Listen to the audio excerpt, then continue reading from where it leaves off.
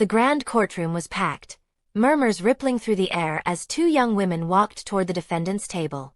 They were identical, twin sisters with confident strides and piercing gazes. Their natural presence commanded attention, but what truly set them apart was the sheer intensity in their eyes, as if they carried a secret no one else knew. The judge, an older man with a stern expression, adjusted his glasses and glanced at them with thinly veiled amusement. "You must be the defendants," he said, smirking. "I assume you have legal representation?" One of the sisters, Naomi Carter, met his gaze without hesitation. "We do, Your Honor." The judge raised an eyebrow. "And where are they?" Her twin, Nicole Carter, exchanged a knowing look with her sister before responding. "Right here." A ripple of shock swept through the courtroom. Even the opposing attorney, an experienced prosecutor named Charles Linton, furrowed his brows. "Your Honor," he interjected, "surely, these two young ladies are not serious. They can't possibly represent themselves in a case of this magnitude." The judge chuckled. "I was going to say the same thing. This isn't some television drama, Miss Carter. You're facing serious charges. I strongly advise hiring a professional." Naomi clasped her hands together, her calmness unwavering.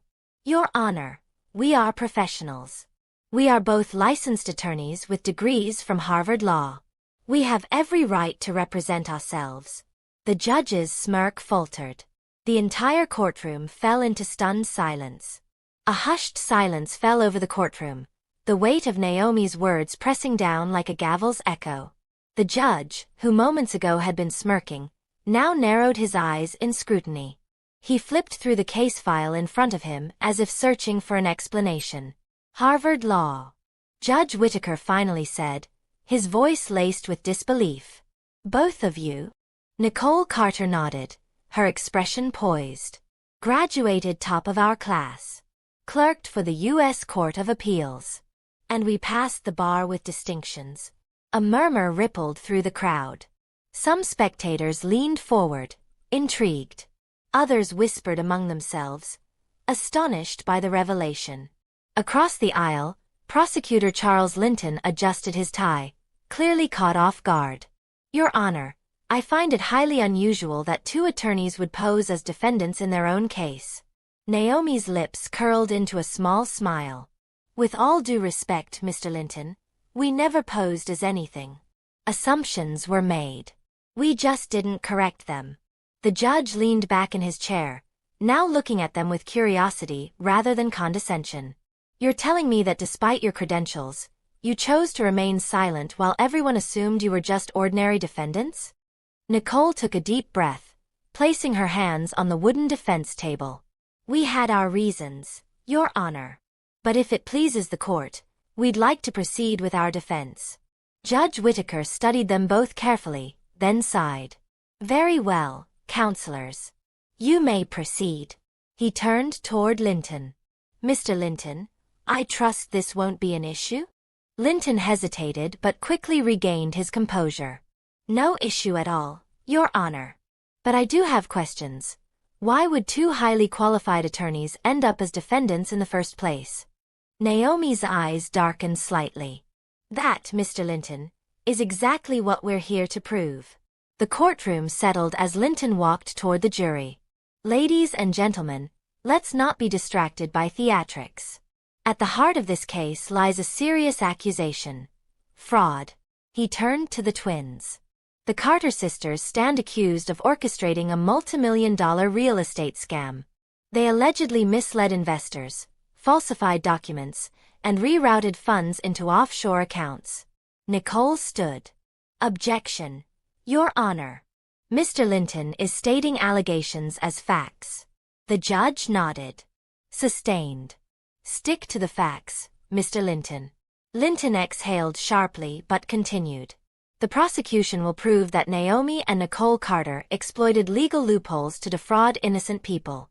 Their qualifications don't change the evidence against them." Naomi stood. "Your Honor, we'd like to make our opening statement." The judge gestured for her to proceed. Naomi stepped to the center of the room, addressing the jury. What if I told you that the real fraud here isn't us, but the people who accused us? She paused, letting the statement sink in.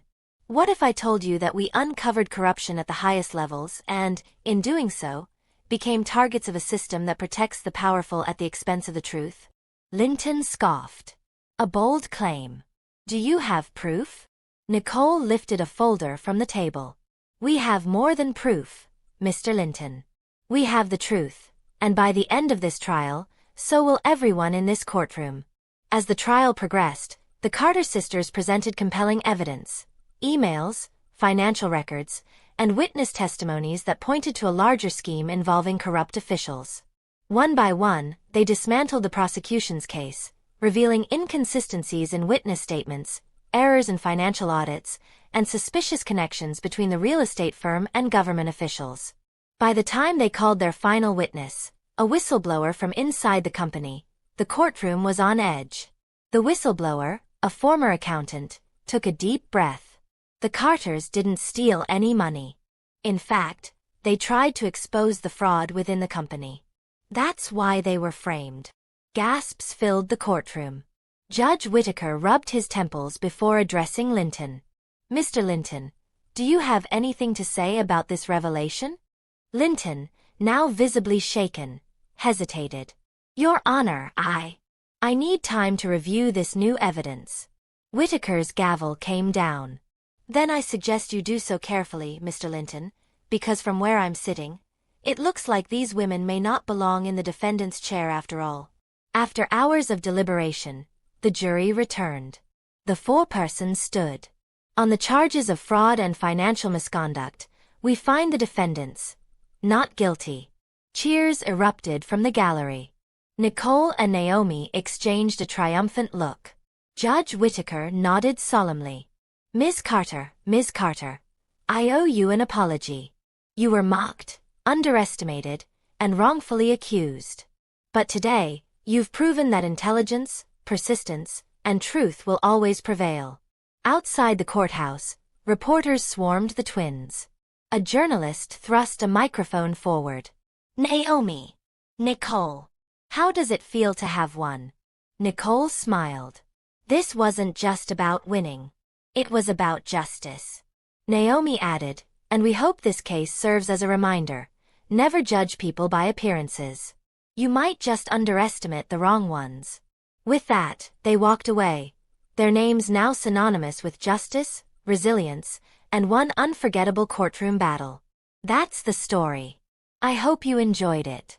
If you did, don't forget to like, subscribe and follow for more.